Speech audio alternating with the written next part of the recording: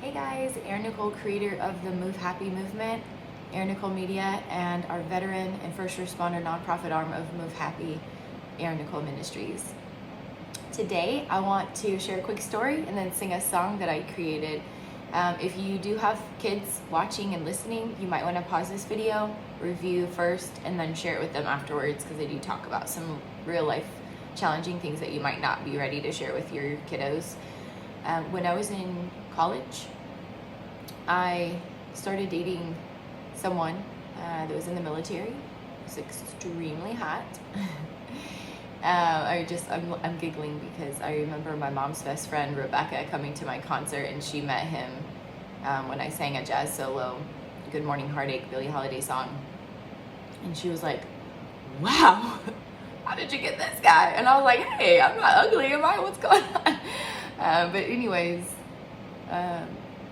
I had met him a few months before, and we had hung out a little bit, and then over the summer break, he kind of disappeared. He had some mission he needed to go on, and in the fall time, my situation was I was taking the most classes I had ever taken. I had maxed credits at Pacific Lutheran University, and I also was promoted, although I didn't ask to be promoted. I was promoted at the pool under Jim Johnson's direction to be one of the supervisors of the pool. So I was in charge of the lifeguards and handling the money at the register and making sure nobody died. And if somebody did, I was responsible for writing up reports for, I said die, that's a little extreme, for injuries, cutting themselves if they walked too quickly and slipped and fell on the pool deck and things like that. My level of excellence and pressure that I put on myself is extremely high. I've always been that way. I'm a very type A person, and I want to do everything the best that I can. And I was stressed to my max. I was taking a philosophy class that one lesson, few pages of the book that was assigned, it took me 8 hours to comprehend. And I'm not a dummy, but it was just really challenging cognitively, and my brain was stretched really thin. Well, he came back in the picture and reached out and said he wanted to take me on a date. And at this point, I have already been through extreme stress levels, and I was like, I ain't got time for you. But I did want the fun factor, and he was hot. So I was a little bit naive in that. We started hanging out a little bit. One of my friends, Andrea, and me went out with him and his buddy, and we decided to make it official and to be exclusively a couple. I had a conversation with him. I told him that when we first met, I was living on campus, a little bit more freedom, and I was drinking too much when I first met him. When I'm not on campus, because it's a dry campus, but I was 21, so it was legal. When I moved back home under my parents' authority, I respect their authority. I respect the church upbringing that I have. I was not drinking. I was studying. I was working my tail off. I had made a decision at, I think, 14 years old, maybe a little bit younger than that I was going to wait for marriage, for having sex. We'll just be straight. And he did not respect that one evening. I had a few hours before that event, I had sat down with coffee with one of my best friends, Nicole.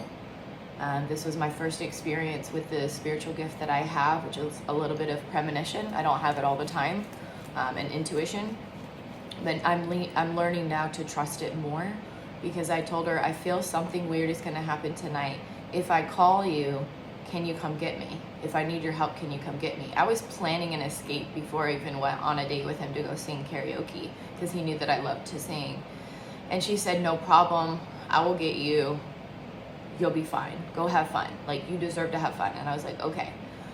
So went out, and this was in Federal Way, Washington. Went to this bar. I trusted him because we had a conversation. He was fine with me waiting for marriage. He and I agreed on it. We spoke about it. We went, sang some karaoke. He bought me a Washington apple. I had gone to the bathroom, handed him the drink. Sadly, and there's no way for me to prove it, either he laced it or the bartender did, trying to hook up a brother with a good night. The next morning, I had to go get a rape kit test done, and my mom went with me. It was not a fun day at all. Then the officer, when I reported the crime, and I was full of shame. Like, how did I get in this situation? I made this choice to drink. I made this choice to wear this skirt. I made this choice to call my friend that night. And she didn't show up. She claimed her mom told her it was storming so bad outside.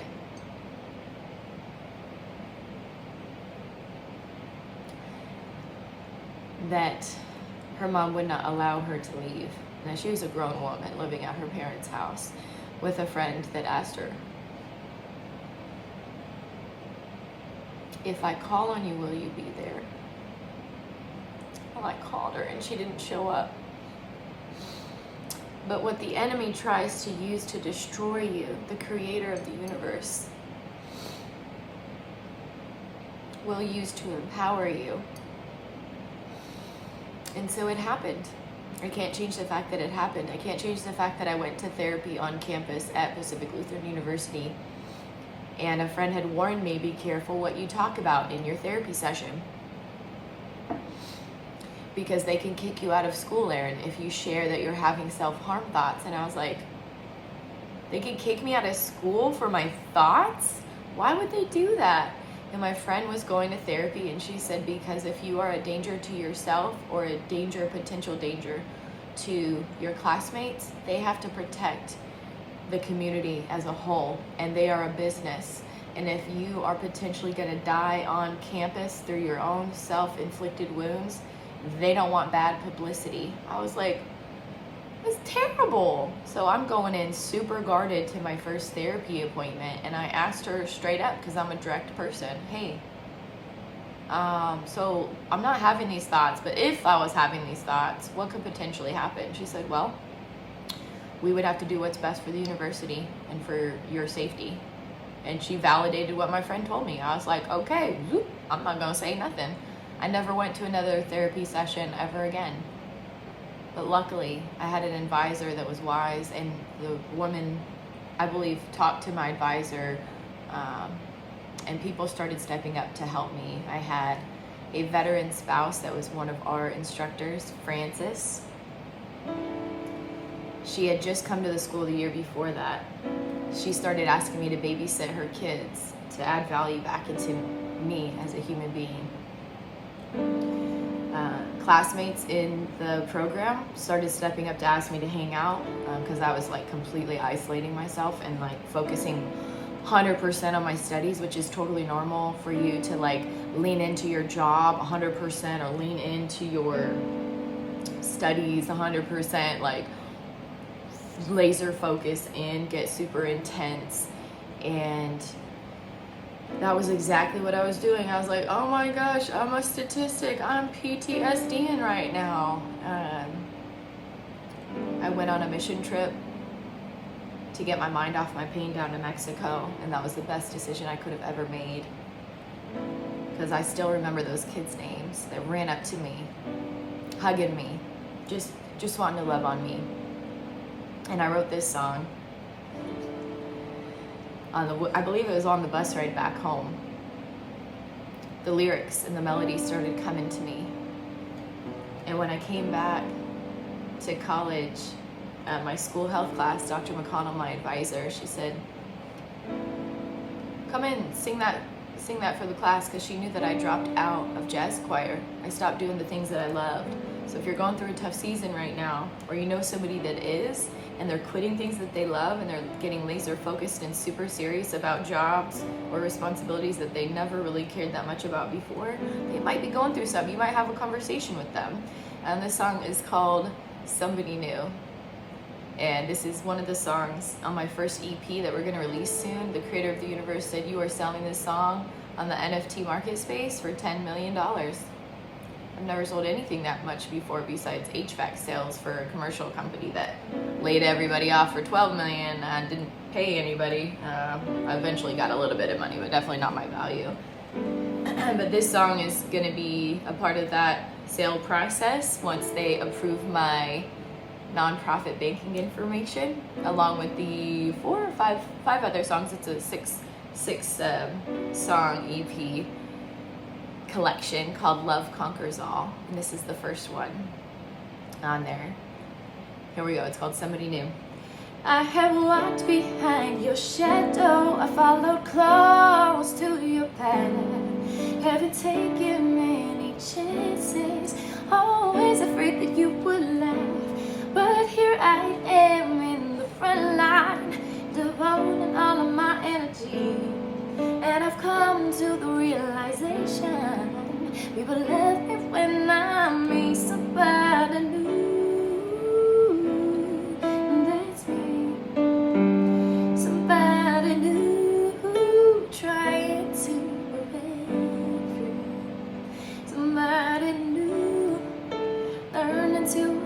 Myself, somebody new, that's me and no one else.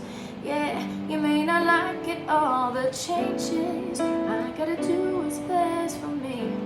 Nearing the end of my education, learning there's more to life for me. Used to be so scared and hopeless, now it's plain to see. I take it one day at a time. Every day I'm new to me. Somebody new, that's me. Somebody new, trying to break free. Somebody new, learning to love myself. Somebody new, that's me. Somebody new, somebody new, yeah, somebody's me. And for the record, I did not choose to press charges because I prayed on it and I looked at the situation, and half of his platoon had died overseas, because he showed me the little picture book of this guy died, this guy died, this guy died. And I made a decision that hurting people hurt people. The officer did scare the living Jesus out of him. Supposedly, I wasn't there. That was the right thing for me to do in that situation, and I have peace about that. But I didn't know the damage, the long-term effects it would have on my career path. I had to leave early from a contract position at JBLM when I was a health educator after getting my master's degree, because I was having PTSD, relapse, flashbacks years afterwards. And had I known that, I might have made a different decision, but in that moment, using all of the information that I had available, and also recognizing that the Rehypnol drug is out of your system within 10 hours. So there's no way that rape kit, because of the timing that I had gotten it, the first hospital I went to didn't have the rape kit and charged me $450 to sit in there for about 10 minutes. The second hospital did have the rape kit, but I couldn't get in there until it was maybe 16 or 18 hours at this point. So it would have just been my story against his story. And I didn't want my story to be that I threw a person in the military in prison because of a decision that he chose under the influence of alcohol. I thought that perhaps he would have made a different decision if we both were not drinking. And I have peace about that, and now I have this $10 million song that's going to be dispersed equally amongst 100 plus volunteers in 26 countries that helped me launch my nonprofit last year for free. So once we get those nonprofit banking information on the website updated and upgraded and approved, this song and the other songs are going to be going up for sale through the recording production process that I had an amazing person that I connected with a few years ago through the Miracle Morning group. He stepped up and he was willing to do the production process for free for me, but I said, no, you don't do free with me. I want to add value to you too. I'm grateful for you.